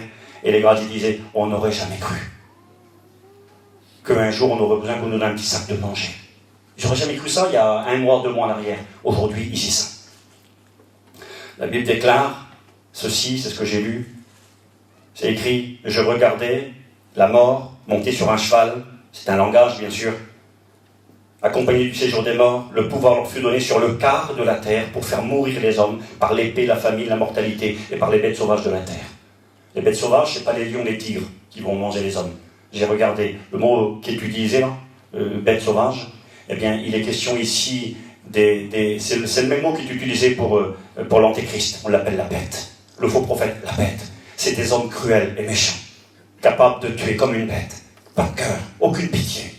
Il va y avoir un quart de l'humanité qui disparaît pendant la Première Guerre mondiale. On est 8 milliards d'humains. Ça fait 2 milliards de morts. Du jamais vu. Je sais qu'on n'a pas la notion des chiffres. La Deuxième Guerre mondiale, elle a laissé sur le carreau environ 60 millions de morts. La première, 18 millions, 17 millions, 20 millions. La deuxième, 60 millions. Là, la Bible nous parle de 2 milliards de morts. Il y en a qui rigolent. J'ai même écouté un chrétien qui un jour disait, Rudy avait parlé de ça dans les réunions, puis un chrétien disait, il débloque, il est fou, comme si un quart de l'humanité va mourir. Je ne sais pas, c'est marqué, un quart de la terre va périr. 1 personne sur 4, par l'épée, la famine, la mortalité. Le mot mortalité, là, c'est un mot grec, il parle de la peste, épidémie. Là, il est question d'une grande épidémie, qui ne va pas faire 5 millions de morts, mais qui va jouer un rôle. Parce que c'est ça, quand il y a la guerre, c'est détruit. Les hôpitaux sont détruits. Les systèmes de nourriture sont touchés. Il n'y a plus de manger. Puis après, il y a des problèmes de santé. D'ailleurs, la grande grippe espagnole, elle a éclaté après la Première Guerre mondiale, en 1917, à la fin de la guerre. Il y avait un temps de crise, plus de nourriture, plus de moyens de se soigner. Et puis, l'épidémie s'est propagée à grande vitesse. Il y a eu 100 millions de morts. La Bible annonce un quart de l'humanité, première guerre. Elle vient devant nous. Ceux qui disaient il y a 15 jours en arrière, jamais ça aura lieu. On est moderne, on est civilisé, on est au XXIe siècle, il n'y aura jamais de guerre. Ben, je vois bien qu'il y a un homme qui est capable de descendre. Puis il n'est pas le seul. Il y a des hommes comme le président chinois. Il a peur de personne. Il faut réaliser que ces pays-là, la Russie, la Chine, tout ça, c'est des pays anti-Dieu, anti-Christ. C'est des pays, ça, où la norme officielle, ils sont athées. Ce sont des communistes athées. Dieu n'existe pas. C'est la règle dans leur pays. En Ukraine, René Zanellato, vous avez peut-être eu le message, a demandé de prier. Il devait aller en Ukraine prochainement. Il a demandé de prier pour l'église. On a des chrétiens là-bas. Et je ne sais pas si vous le savez, on a une école biblique en Ukraine. Oui. René Zanellato a décidé, avec les frères, il y a de cela quelques années maintenant, il va prêcher en Russie, René Zanellato. Il va même prêcher en Chine. Il a trouvé des gitans en Chine. C'est fort, hein. Et donc il prêche dans ces pays-là, et il a décidé d'ouvrir une école biblique en Ukraine. Pourquoi en Ukraine? J'ai écouté, les frères m'ont expliqué. Ben parce que l'Ukraine, justement, comme je l'ai dit, beaucoup sont pro-européens. Ils ont un peu notre mentalité, puis ils ont la liberté de religion à peu près, ils respectent plus ou moins les gens. Et donc il avait décidé de monter l'école biblique en Ukraine parce qu'il savait que dans un avenir très proche, les portes allaient se refermer en Russie, qui est un pays anti-Dieu, anti-Christ. Il savait que les portes allaient être fermées, et il a préféré monter l'école biblique dans le pays voisin. Comme ça, il s'est dit, à la limite, les Russes pourront venir étudier là. Même si nous, on ne peut plus aller là-bas, on va pouvoir quand même les enseigner et s'occuper d'eux. C'était ça, sa vision. La Russie est un pays où, officiellement, Dieu n'existe pas. La Chine, c'est pareil. Dieu n'existe pas. D'accord. Et beaucoup disaient, il y a quelques semaines donc en arrière, je sais ce que je disais, il y a des hommes aujourd'hui capables de faire trembler la Terre. La Chine, puissance atomique, l'une des grandes puissances du monde. Certains disent qu'elle va bientôt doubler l'Amérique. C'est possible, au niveau de l'économie. La Corée du Nord, le pays est gros comme un point. M. Kim Jong-un, il est toujours là-bas. Constamment, il envoie des missiles dans la mer du Japon, là-bas. Puis il fait ses essais pour montrer qu'il a l'arme nucléaire. Il n'est pas très grand, il est à moitié fou, il est très dangereux. Et puis il peut aussi menacer la stabilité mondiale, jeter des bombes. Il y a des gens dangereux aujourd'hui. Des gens qui ne se soumettent pas aux autorités et qui sont capables de faire n'importe quoi. Et beaucoup ont dit, jamais ça arrivera. Là, je m'excuse, la Bible a dit, ça arrive. Donc je vous ai dit, regardez la Deuxième Guerre, c'est écrit noir sur blanc. Le nombre des cavaliers, là-dessus c'est marqué, ils furent prêts pour l'heure, le jour, le mois, l'année. Et là, c'est la Deuxième Guerre, furent tués un tiers de l'humanité. Donc, 8 milliards d'humains, un quart qui disparaît, 2 milliards de morts. Ensuite, il y a des chaos qui viennent sur la Terre. Il y a des épidémies, les eaux potables sont contaminées, la mer est contaminée, les poissons meurent dans la mer, l'air est contaminé et pollué, le soleil ne donne plus sa lumière correctement. À un moment donné, il va brûler les hommes. Ensuite, il est caché à cause des explosions. Il y a de la poussière qui vont, des tremblements de terre. Un chaos arrive. Donc là, il y a encore plein de morts. Ensuite, il est écrit là. Deuxième guerre, un tiers des hommes sont tués. Donc, sur 8 milliards, t'enlèves 2 milliards, il reste 6 milliards d'humains. Sur 6 milliards, t'en enlèves 1 sur 3, il reste 4 milliards. Ça fait qu'avec ces deux guerres, déjà, il y a la moitié de l'humanité qui disparaît. 4 milliards de morts. Comment vont-ils mourir? C'est marqué là, regardez. Et j'entendis, va-t-il dire, le nombre des cavaliers de l'armée était de 2 myriades, j'en entendis le nombre. Ça veut dire quoi, 2 myriades? Ben, ça veut dire 200 millions. 200 millions. À l'époque, quand il écrit ça, Jean, apôtre, poussé par l'Esprit, avec la révélation que Dieu lui a donnée, une armée de 200 millions, une guerre avec 200 millions de soldats. Ceux qui ont lu la Bible ont dû dire, il débloque le pauvre Jean, il ne sait pas ce qu'il raconte. À l'époque, quand il a écrit ça, il y a 2000 ans, j'ai regardé, j'ai vérifié, il y avait sur la terre humaine 200 millions d'êtres humains. Il est en train de parler d'une armée qui représentait le nombre d'êtres humains sur la terre de l'époque. C'est comme si moi aujourd'hui je dirais, il y aura une guerre avec 8 milliards d'humains, donc une guerre mondiale à la limite, oui peut-être. Mais c'est comment 8 milliards? On ne peut pas lever une armée de 8 milliards. Il parle d'une armée de 200 millions, les gens rigolaient. Il y a quelques années déjà en arrière, le président chinois a pris la parole. Il a dit, moi aujourd'hui, je peux lever une armée de 200 millions de soldats. Mais ils sont plus d'un milliard, les Chinois. Ils peuvent lever une armée. Ce qui était ridicule et rigolo pendant des siècles, on pouvait dire la Bible, c'est des bêtises. Aujourd'hui, il y a un homme qui dit, moi je lève une armée de 200 millions. Et puis, enfin, je continue vite fait, regardez. Et ainsi je vis les chevaux dans la vision. Donc il va utiliser les mots qu'il a, l'apôtre. Il ne peut pas expliquer les termes technologiques d'aujourd'hui. Il va dire, et je vis des chevaux dans la vision. Ceux qui les montaient, ayant des cuirasses couleur de feu, d'hyacinthe et de soufre. J'avais regardé les couleurs, ça représente des drapeaux que l'on voit beaucoup aujourd'hui. Enfin, je passe. Les têtes des chevaux étaient comme des têtes de lion. Hein, le lion, c'est avec sa gueule qui fait du dégât. Hein, il mord avec sa mâchoire. Écoutez bien.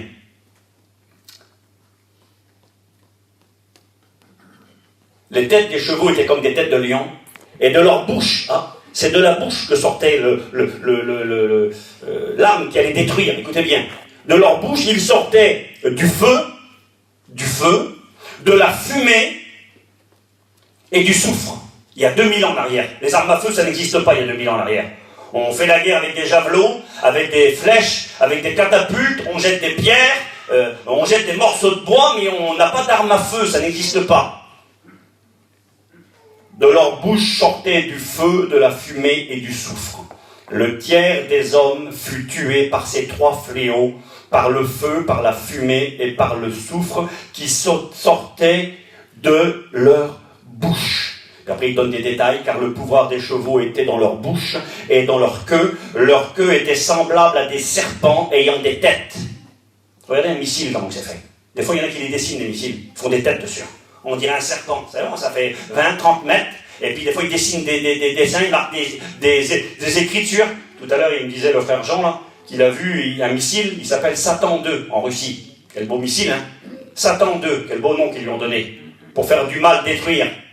Là, il est écrit, la tête des chevaux était comme des têtes de lions, de leur bouche sortait du feu, de la fumée, du soufre. Le tiers des hommes fut tué par ces trois fléaux, le feu, la fumée, le soufre. Et il donne le détail. Ben moi, j'y vois vraiment les missiles balistiques, les armes utilisées nucléaires aujourd'hui. Jean a écrit ça il y a 2000 ans en arrière. Il parle d'une deuxième guerre. Et la troisième, eh bien, c'est Armageddon, Apocalypse 16. Donc, il y a des guerres qui vont arriver. On s'en réjouit pas. Des fléaux, des catastrophes. Est-ce que la Russie jouera un rôle? Le roi du Nord, le temps passe tellement vite, je m'excuse, entrera dans le plus beau des pays, il ira jusqu'en Israël. Regardez ce qu'il dit, le verset juste après. Il parle du roi du Nord qui vient, il parle d'envahissement, des chars qui rentrent, qui vont conquérir des pays, et qui finalement viendront jusqu'en Israël. En ce temps-là, se lèvera Michael, qui est un ange, Michel ou Michael, le grand chef, le défenseur des enfants d'Israël. Ce sera une époque de détresse, c'est la grande tribulation. Ce sera une époque de détresse telle qu'il n'y en a point eu de semblable. La plus grande, Jésus l'a dit, Matthieu 24, une époque de détresse comme le monde n'en a jamais connue. Il dit qu'à ce moment-là, il y aura une détresse telle qu'il n'y en a point eu de semblable. Daniel 12, verset 1er. Depuis que les nations existent jusqu'à cette époque, en ce temps-là, ceux de ton peuple, Israël, qui seront trouvés inscrits dans le livre, seront sauvés. Plusieurs de ceux qui dorment dans la poussière de la terre, ça c'est les morts, se réveilleront, ressusciteront pour la vie éternelle, les autres pour la honte éternelle. Toi, Daniel, tiens secrète ces paroles, scelle le livre jusqu'au temps de la fin, parce qu'au temps de la fin, plusieurs alors liront. Il parle de vous et moi, le verset là. À la fin des temps, plusieurs liront les écrits, ils liront ça, là le roi du Nord se lèvera, il envahira un pays, il fera la guerre avec ses chars, et ensuite il fera la guerre à un autre pays, il ira jusqu'en Éthiopie là-bas, il ira dans plein de pays, il fera la guerre, ensuite il descendra en Israël, ça c'est Armageddon, la bataille finale, il descendra, les détails sont donnés là, et à ce moment-là les morts ressusciteront, le Seigneur vient, à la fin des temps, la résurrection des morts, c'est écrit noir sur blanc, une époque de détresse. Qui jouera un rôle? Le roi du Nord. Seigneur, le temps a passé tellement vite. Je n'ai même pas pu vous lire ce que je voulais vous lire, c'est Ézéchiel 38 et 39. Regardez ce qu'il est écrit, je parle vite fait, du roi du Nord. C'est marqué comme ça. Prophétie contre Gog, Ézéchiel 38, la parole de l'Éternel fut adressée en ces mots, il y a 2700 ans en arrière. Fils de l'homme, tourne ta face vers Gog. Gog, ça veut dire la montagne. Et quand vous regardez dans l'Apocalypse, il est question d'une bête qui a 10 cornes et 7 têtes. Et il est dit, les 7 têtes que tu as vues, ce sont 7 montagnes. La ville aux 7 montagnes, on a appris, il y a 2 villes possibles. Mais généralement, on a appris que la ville aux 7 montagnes, c'est Rome. Rome, elle est appelée dans l'Antiquité la ville aux 7 collines. Elle est construite sur 7 montagnes. Donc la puissance romaine jouera un rôle à la fin des temps dans le cadre du gouvernement mondial. Nous y croyons. Maintenant, j'ai découvert également que la Mecque est construite sur cette montagne. Certains pensent qu'éventuellement le centre de l'islam jouera un rôle. C'est possible, je ne veux pas rentrer là-dedans, je n'ai pas le temps. Mais les 7 montagnes, c'est quoi? Eh bien, et c'est écrit également, c'est la ville aux 7 montagnes, ça peut être Rome. Beaucoup ont cru ça tout le temps à travers les siècles. Moi, je pense aussi que Rome jouera un rôle à la fin des temps, l'Empire romain toujours. Et puis, c'est écrit dans l'Apocalypse, les 7 montagnes que tu as vues, ce sont 7 rois. C'est une puissance, c'est un pays, c'est un peuple, c'est aussi un personnage. Chaque montagne peut représenter un roi, d'accord? J'en veux à toi, fils de l'homme, tourne ta face vers Gog. La montagne, c'est un homme, il s'appelle Gog. Au pays de Magog, il y a des vieux timbres russes où apparaît le nom de Gog comme étant le dirigeant du pays russe. Je continue, regardez. Tourne ta face vers le prince de Roche, de Méchec et de Toubal, et prophétise contre lui. Tu diras ainsi, parle le Seigneur l'Éternel, voici j'en veux à toi, Gog, prince, le dirigeant, le chef de Roche, de Méchec et de Toubal. Alors moi, je suis comme vous, moi je vois écrit prince de Roche, Méchec, Toubal, ça ne m'avance pas grand-chose. Et donc j'écoute, j'apprends, j'essaie de comprendre. Il y a des gens plus compétents que moi, il y a des savants, il y en a qui étudient les textes anciens, qui étudient les langues antiques. Je le disais encore hier, j'ai vérifié encore hier. Beaucoup pensent qu'il est précisé d'où viendra ce roi. Il est dit qu'il viendra de l'extrême nord. Regardez, où c'est que c'est marqué ça? Marqué juste en dessous peut-être?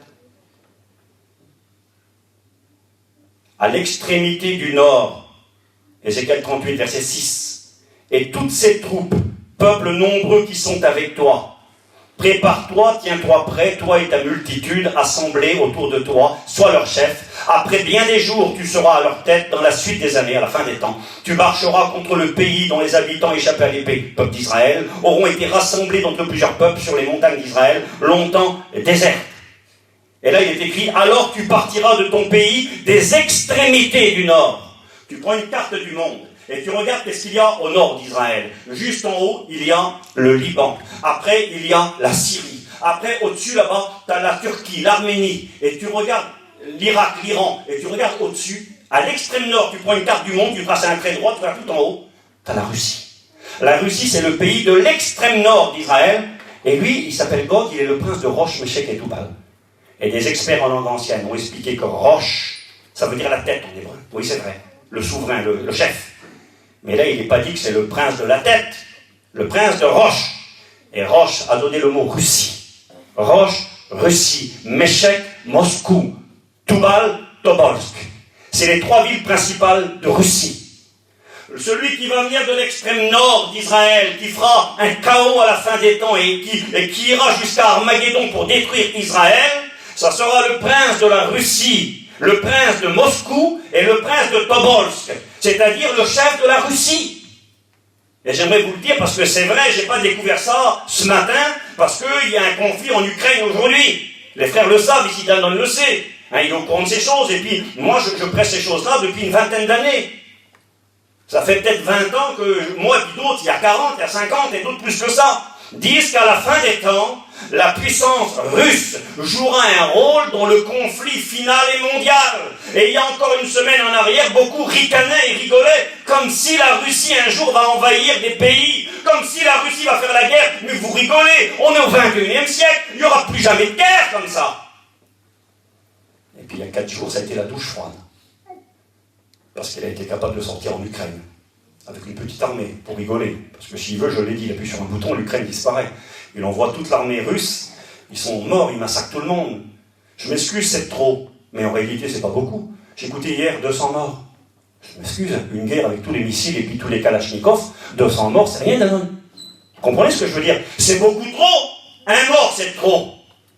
Je sais pas, une guerre avec tous les armes modernes, 200 morts. On pourrait mettre 200 personnes ici. Là. Quelqu'un, un fou qui rentre avec un fusil peut tuer 200 personnes. C'est ça la guerre. C'est pas beaucoup. Les terroristes du Bataclan qui ont rentré là-bas, ils ont fait plus de morts que ce qu'il y a comme guerre en Ukraine. Donc en réalité, c'est pas tant que ça. S'ils voudraient, c'est pas 200 morts qu'il y aurait. Il y a 43 millions d'individus. La ville de Kiev, qui est la capitale, il y a 3 millions de personnes. Ils envoient un gros missile, pouf. Et puis il y a 500 000 morts, et tout le monde se sauve, et puis c'est fini, la guerre est terminée en 2 secondes. Ils ne l'utilisent pas aujourd'hui. Peut-être qu'il va le faire, je ne sais pas. Hein. Mais ce que je sais, c'est que la Bible avait annoncé qu'à la fin des temps, la Russie, accompagnée, alors c'est dit, avec qui? Je m'excuse, j'ai moins le quart, je dois arrêter. Elle sera accompagnée, c'est marqué le nom des pays, ici. Je t'entraînerai, je mettrai une boucle à tes mâchoires, je te ferai sortir, toi et toute ton armée, chevaux et cavaliers, tous vêtus magnifiquement, troupes nombreuses. La Russie est l'une des armées au monde qui a la plus grande cavalerie. Grand et le petit bouclier, avec toi sortiront la Perse, l'Iran. L'Iran va jouer un rôle. C'est écrit il y a 2700 ans. Aujourd'hui, l'Iran est en train de préparer l'arme nucléaire, ils ne savent plus comment faire. Restez tranquille, on va arrêter maintenant, il faut arrêter, c'est trop grave. Israël savent que s'ils veulent, en quelques jours, ils ont la bombe atomique. Ils ont enrichi de l'uranium, enrichi, ils peuvent faire la bombe atomique. La Bible déclare qu'à la fin des temps, la Russie, bizarre, tiens, le roi de Moscou, de la Russie et de Tobolsk sera accompagné de l'Iran, d'accord, de l'Éthiopie. Ça, c'est pas l'Éthiopie d'aujourd'hui en réalité, c'est le Soudan qui est en dessous, plus que l'Éthiopie. Ce sont toutes des puissances musulmanes, accompagnées. Psaume 83 donne la liste des pays qui vont jouer un rôle. La Libye, c'est marqué ici. Ça, c'est les puissances du nord de l'Afrique. Musulmanes aussi, malheureusement. Tous portant le bouclier, le casque. Gomer et toutes ses troupes. Gomer, certains disent que c'est l'Allemagne. Accompagnés de Togarma, la Turquie. Le président turc, là, Erdogan, il n'est pas très gentil. Hein. Il n'est pas trop ami d'Israël. J'ai ici des écrits là, de ce qu'il dit, mais je n'ai même pas lu mes petites notes. Là. Il parle de la Turquie, M. Erdogan. Excusez-moi, hein. Regardez ce qu'il dit d'Israël, la Turquie. Turquie, pays musulman, aux portes de l'Europe, le 24/7/2018. J'avais pris les notes il y a 4 ans en arrière pratiquement. Erdogan qualifie Israël d'État le plus fasciste et le plus raciste au monde. Ceci à Ankara, devant son groupe parlementaire où des députés criaient « Maudit soit Israël » en Turquie. Ce à quoi répond Netanyahou, la Turquie devient une sombre dictature. Erdogan a dit « L'esprit d'Hitler qui a entraîné le monde vers une grande catastrophe a de nouveau fleuri parmi certains dirigeants israéliens. J'appelle le monde musulman, disait Erdogan, qui est encore en fonction aujourd'hui. J'appelle le monde musulman, les chrétiens, il appelle les chrétiens, si on va les battre, nous. Tous les pays à passer à l'action contre Israël. Erdogan accuse Israël d'État terroriste, de génocide. Netanyahou, qui était à l'époque le ministre israélien, dit Erdogan est parmi les plus grands partisans du Hamas. Erdogan, j'ai marqué, le 25 septembre 2018 à l'ONU, a annoncé qu'il défendra Jérusalem contre les envahisseurs israéliens et restera aux côtés des Palestiniens. Donc on a ici, puis je ne vous lis pas tout, on a ici des hommes dont par la Bible qu'à la fin des temps, Russie, Turquie, l'Iran. Alors l'Iran, j'ai laissé les pages chez moi. Non, ils sont là, devant là. Je ne peux pas vous dire.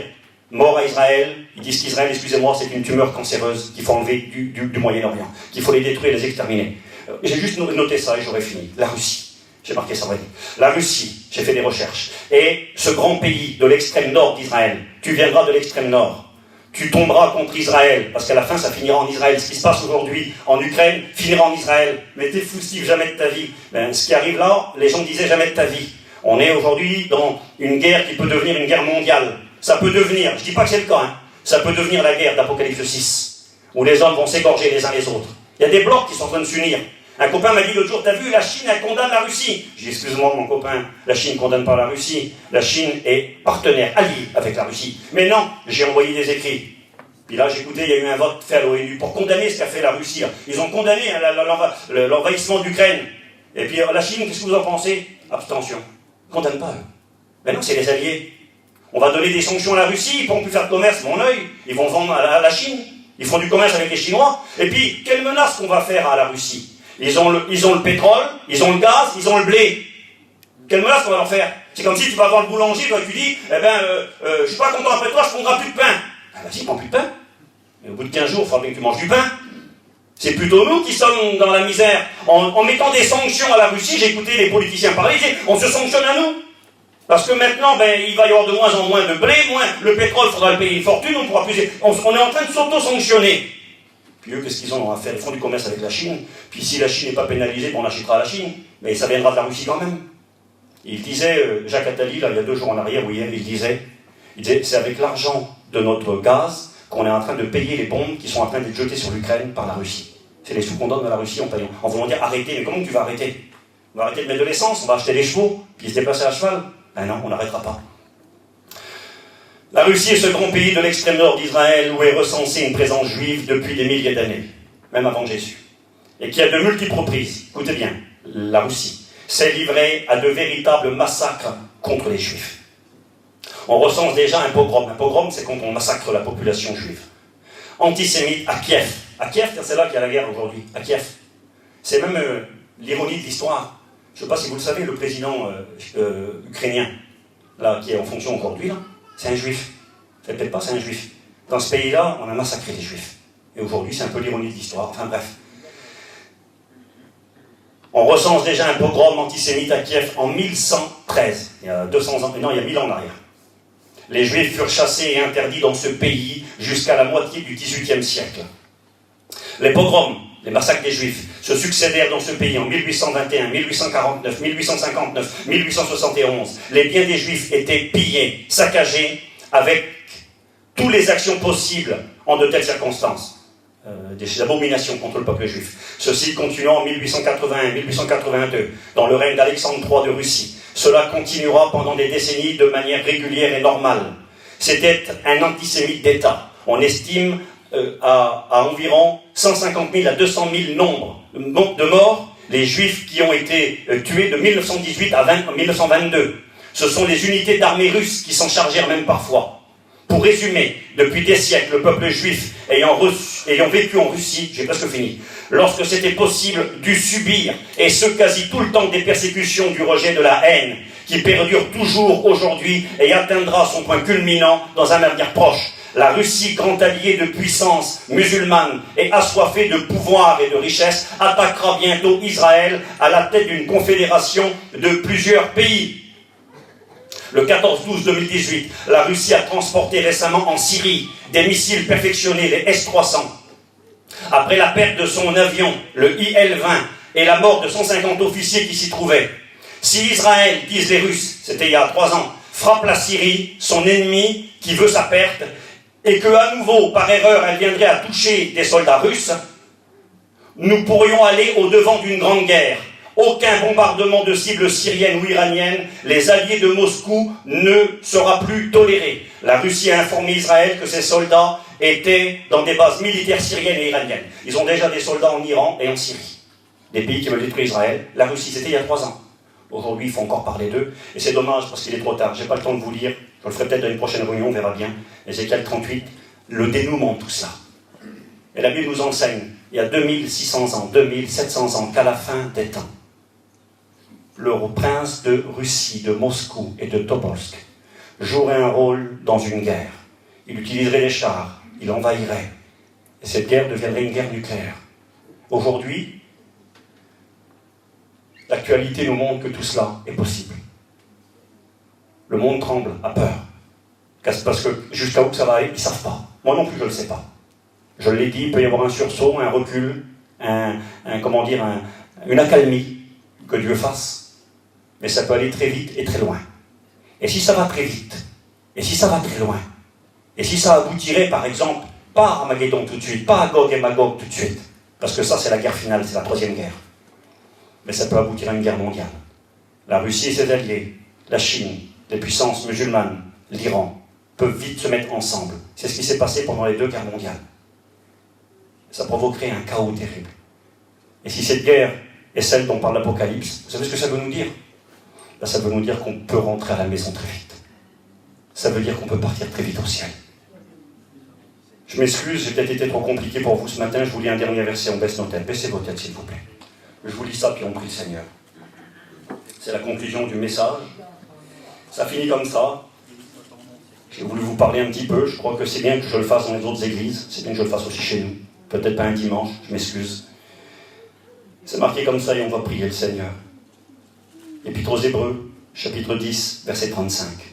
Baisse ta tête, chrétien, chrétienne. Jeune garçon, jeune fille qui aime Jésus. Écoute bien. N'abandonnez donc pas. Abandonne pas le combat. Pas le moment d'abandonner, de partir et puis de baisser la garde. N'abandonnez donc pas votre assurance. Une assurance, on ne peut pas la payer, elle est trop chère. Mais quand le problème il est là, on est bien content de la trouver. Il ne faut pas abandonner ton assurance ce matin. N'abandonnez donc pas votre assurance à laquelle est attachée une grande rémunération, car vous avez besoin de persévérer. Continuez malgré les combats, afin qu'après avoir accompli la volonté de Dieu, vous obteniez ce qui vous a été promis. La promesse suprême, c'est qu'il viendra nous chercher. Encore un peu, Encore un peu de temps.